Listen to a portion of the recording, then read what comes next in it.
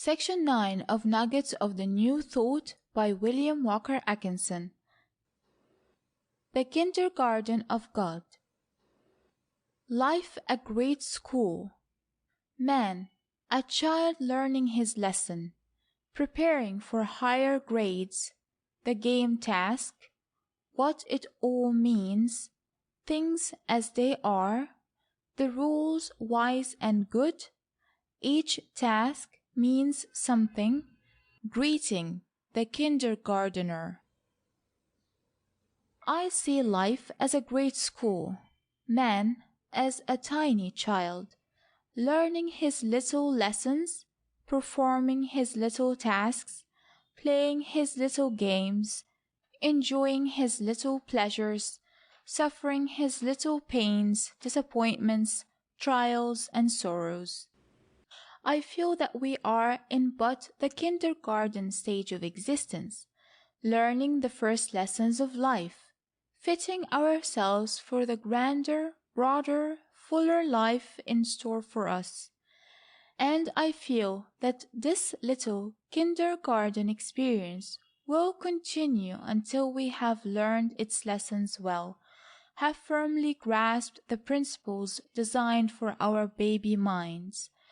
And I feel that when we have proven our ability to weave our little mats, build our little blocks, draw our little pictures, mold our little clay forms, sing our little songs, then, and not until then, will we pass into a higher grade where we will spell out the lines of the primer of life and acquire the elementary principles of cosmic mathematics.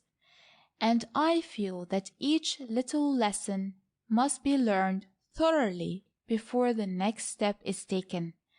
And I feel that every one of us must perform his own task, must memorize his own lesson, before he can gain the experience, can profit by the knowledge acquired in the performance of the task.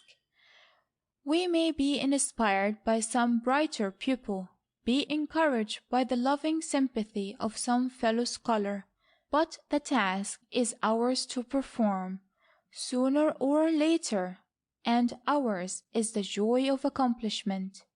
I believe that as some children, even whilst fascinated by the game task of the kindergarten, know that it is only a childish task, and not the real thing of life, so may we come to a point where, whilst enjoying the constantly changing play of life, we will realize that it is but the training for greater things, and important only in that sense.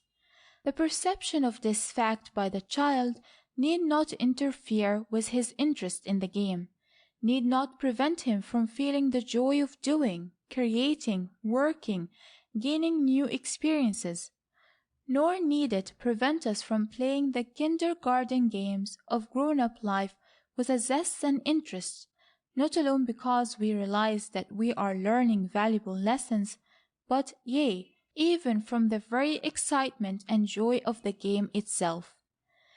When we realize just what this view of life means, we will find new pleasures in everyday life, will learn to laugh with the childish glee at our little successes in molding the clay into the desired shape, in the clever weaving of the mat, and we will learn to smile, through our tears, if our little mat happens to tear in two, if our little clay sphere drops to the floor and is shattered, if the hour's work is destroyed.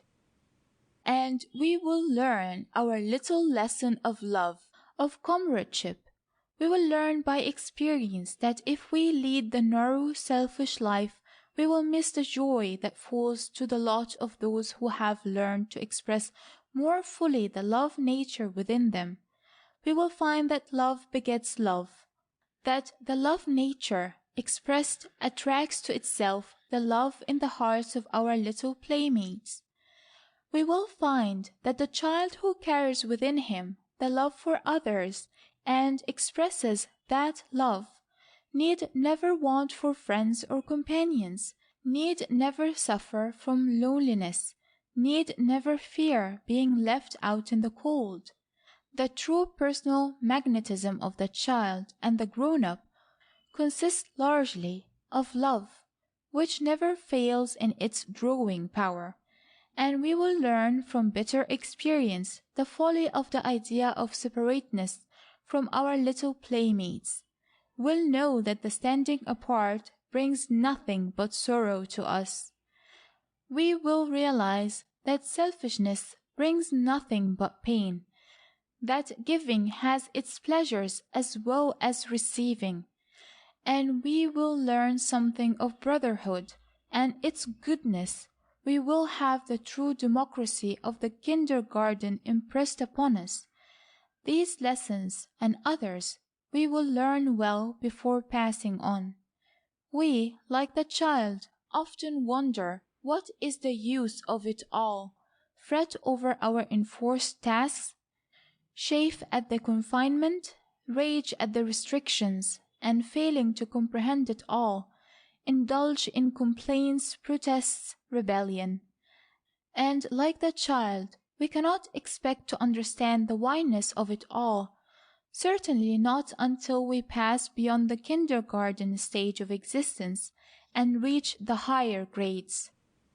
When one begins to realize what he is, begins to be conscious of the I am, begins to know things as they are, he gradually learns to appreciate things at their true worth, and although not released from the necessity of playing out his kindergarten game tasks, is able to, practically, stand aside and watch himself play them out.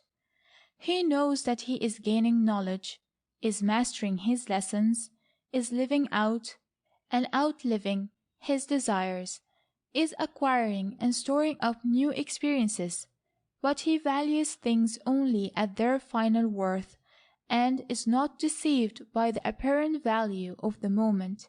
He begins to see things in their proper relations. He does not take himself or things too seriously.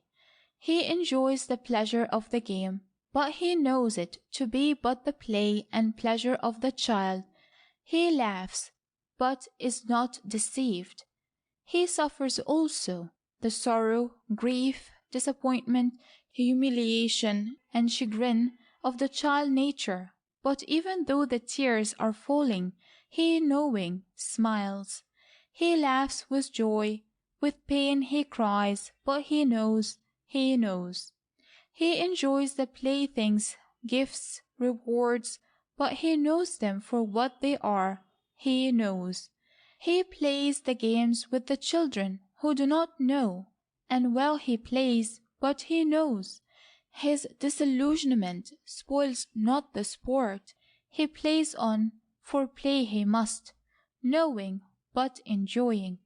Yes, enjoying, because of the knowing. He knows that the child things are good, but he sees them as but shadows of the good to come. He knows that he cannot escape from his own good, and he knows that the good is also in store for his playmates, though they know it not, and being full of love, he rejoices. He feels that the rules of the school are wise and good, and that though he cannot see it clearly now, infinite justice rules all, and will in the end appear. He knows that promotion will be gained just as soon as earned. He knows that just as soon as he is able to master a task, that task will be set before him, not a moment before. And he knows that no task will be allotted him even one moment before the possibility of its accomplishment.